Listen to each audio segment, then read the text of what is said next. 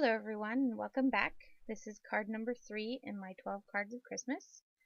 Here I'm just using some Broken China distress marker to watercolor the background of what will become my shaker card. This is just a watercolor paper that I purchased at Michael's, and I just cut it out into the size tag that I had, and I'm just using my water brush to paint that on. I really just wanted a very light background, but a little bit darker than the color blue that I will be using on my snowman. And that little paint tray just has some water in it. I just wanted a little water to clean off my brushes. So these are the snowmen that I use. This is from Paper Smooches. These are the Swanky Snow Dudes, and I use the coordinating dies to cut them out on a scratch piece of that same watercolor paper.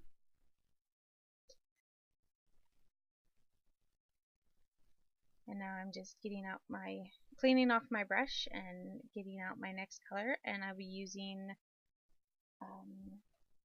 Tumbled Glass to do just a little bit of shading on the snowman.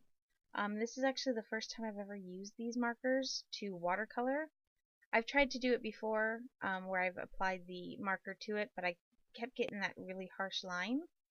So I decided this time I would just put it on an acrylic block and then draw the line on and then really water it down. So it is really hard to see, but you do get, you can see it in real life, and it looks really, really nice. I just used a piece of scratch paper under my acrylic block so you could see the ink a little bit better than against the pink. So I'm just going to go ahead and give both the snowmen just a kind of a light wash of the blue, just enough to give them some color without taking away anything. This isn't a white watercolor paper. I find it's really hard to find white watercolor paper that's smooth on one side, and this was smooth, so I decided I'd just go ahead and get it, and it's, it was cheap from Michael's. Figured it would be a good test run for me. So I'm just going to keep adding some water to really water it down. I am using my finger that, to me, it seemed like it was kind of peeling up a little. But I think it might have been the brush that I was using. I wanted a really thin line, so I used one of my more stiffer brushes. So I think it might have just been the way I was doing it. But I think it turned out really nice. And you'll see here that I'll end up using a paper towel to start blotting it up, because when doing it, it came out dark for me. But now watching the video, I can see that it's extremely light, which is just fine.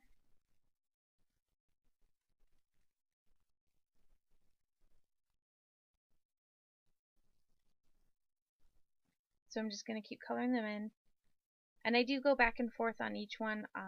I've seen Jennifer McGuire and Amy R. and Christina Warner, and they do watercoloring. They always skip areas so it doesn't bleed, and I really love the way that these cut out. I managed to get the border around them just nice, so I didn't want anything bleeding anywhere, so I skip around on them. I did use archival ink, which is the best ink that I've found so far, and the only ones I have, to stamp these out when watercoloring. I'm just filling up my tray with some clean water. So I hope you guys are all enjoying the card series so far. This is Barn Door that I'll be using here on the scarves, or the scarf. I then come in with Festive Berries because I wanted a little bit brighter of a red to color in, a little darker, a little bit brighter though. This to me looked a little more pink. So here is the Festive Berries. So I'm just coloring that in. These are very flat. Again, this is kind of the first time I'm really tried watercoloring, so I didn't do a whole lot of shading because I didn't want to mess up. I mean, I liked them the way they were. They came out really nice. There I'm just cleaning a little over spillage.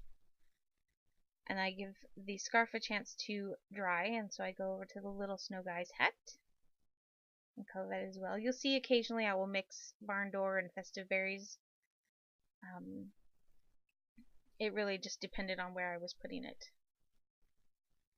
And then the more you add onto your brush, the darker the color is. So I was trying to do a little shading without going too overboard, and decided to just color it all in.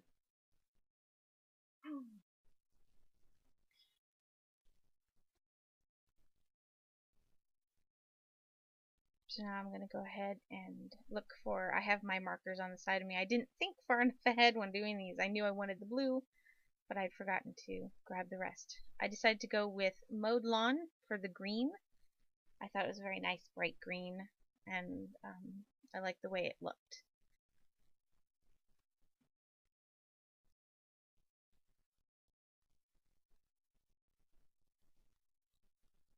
Very festive, I thought.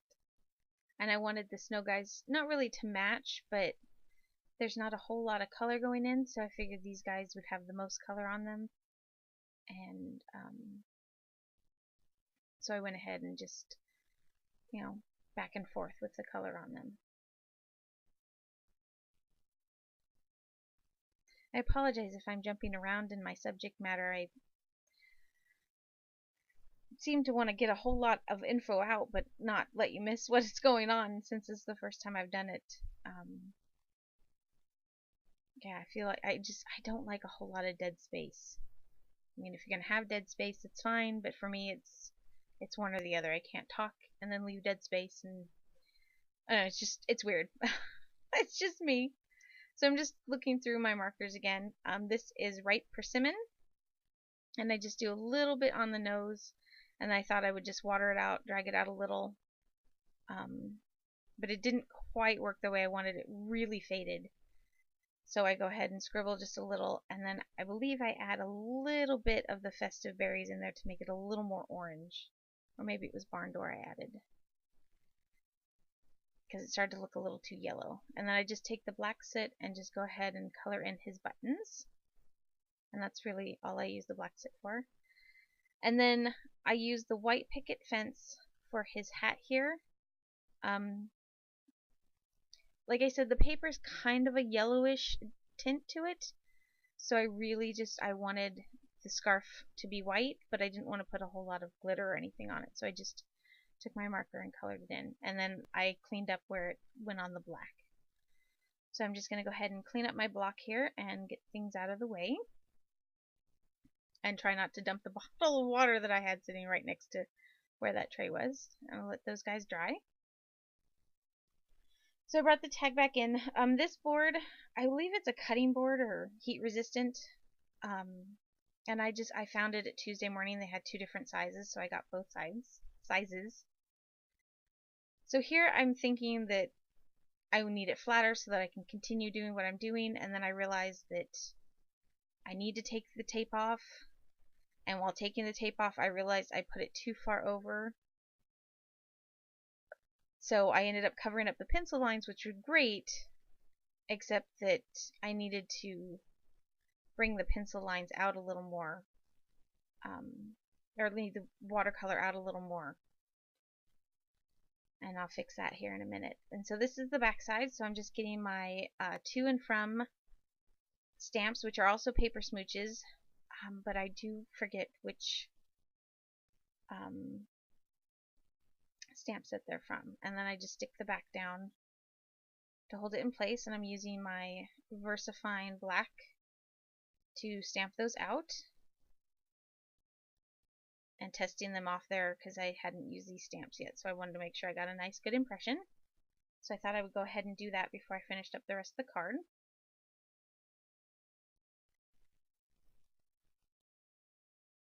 And then I just tape it down to hold it back in place. And this is where I realized that I had messed up where my lines and stuff were. So I go in with my water brush, and I recommend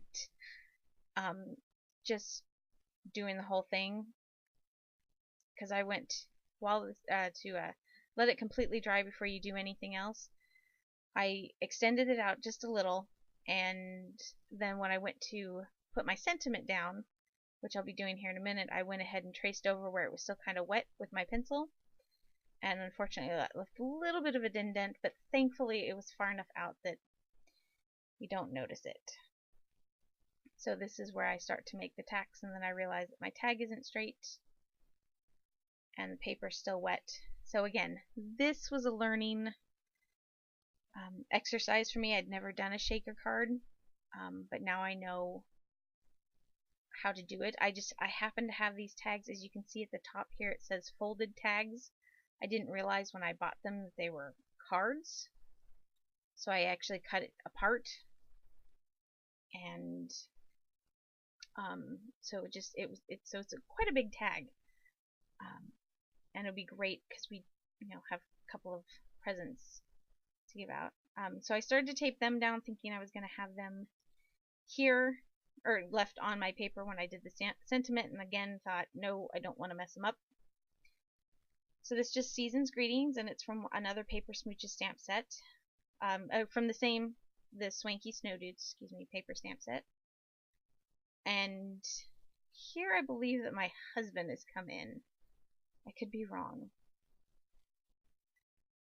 So here I'm cleaning it up. This is where I realized that I should not have put the pencil marks in while it was still wet.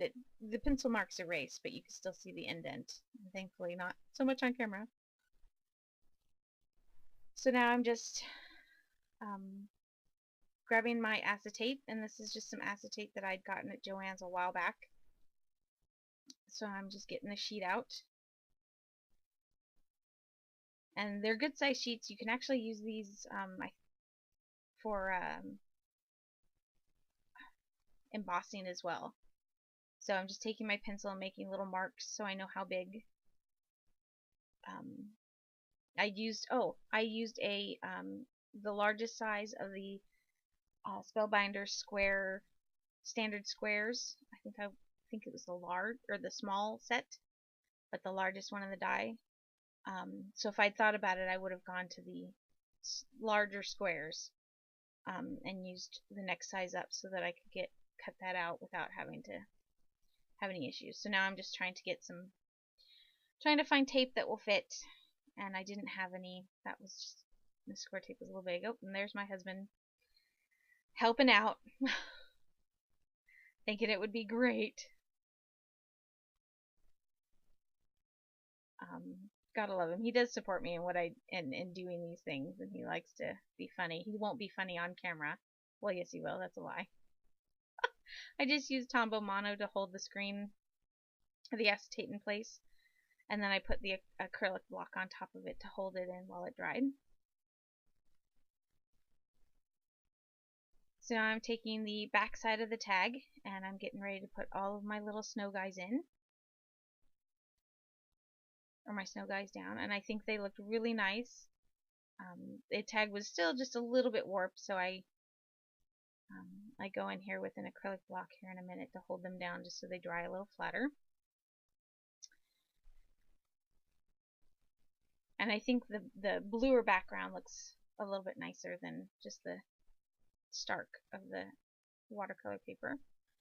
So this is just some foam tape. I'm not sure how thick it is, but it was the right size to fit on here, and it's something that I'd gotten somewhere.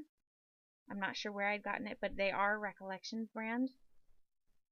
So it worked out perfectly because they were the right thickness that I wanted for this card and the right thin for it as well. And I wanted to keep the whole tag as even as I could. So I'm putting the extra pieces around.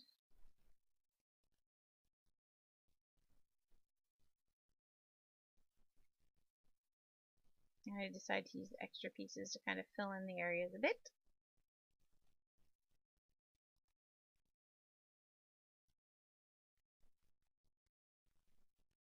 And I left a space up at the top thinking that I would be putting in a string. So now I'm just checking to make sure that it fits.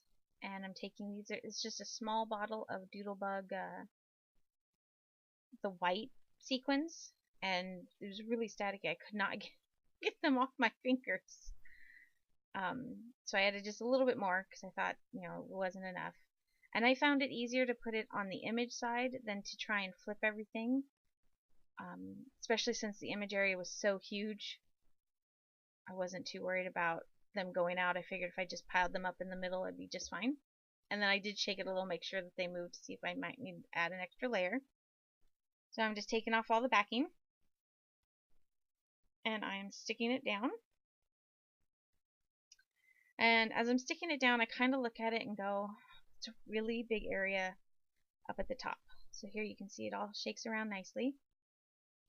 If I thought about it, I would have put a little bit of powder around the edge of the foam tape to stop them from sticking, but I think it worked out just fine. So these are just some snowflake brads that I got. I think they came with a Paper Smooches kit that I'd gotten a while ago. I'm not sure. You can put a brad in the center to hold them in place, and so that's what I'm actually off doing right this minute, is looking for them. So I decide that I want to put a silver snowflake brad, excuse me, to hold it in place in the center. And so I go and I find one, and I guess that's what I'm doing now instead. I must have been, oh, I was getting something else out, I guess. I don't know. I don't know. So I find this one, and I decide that, you know, I kind of like the way it looks, and so I get it all ready to go and punch it all the way through the back without thinking. And then here's where I realize, okay, well, I'll just put the white one on the back and figure it out from there. But I didn't like the way that looked. It just didn't look right. So I took that off, and I was going to try and peel it apart. Didn't work. And then I couldn't get the silver snowflake on top to sit down, or to lay as flat as I wanted it. So I took some Scotch quick dry adhesive to hold it in place. And you'll see it kind of oozes out here a little bit, so I just clean it up. And the nice thing is this dries kind of like hot glue. It dries very quickly. And as far as I can tell, it dries clear, but this was on a white card, so if it dries white, I didn't even notice. And then I'm just taking some of the Doodlebug sparkly enamel dots. What is it called? Winter assortment. And I used a blue one there in the center, and then to cover up the hole in the back, I just took a white one to cover that up. So that's it. That's my shaker card. I think for my first time out, it turned out really well. I really like it. It is a large card, but I do have family and friends that we usually send one big care package to, so it'll work for that as well. So thanks so much for joining me, and look forward to my next card. Happy crafting! Bye.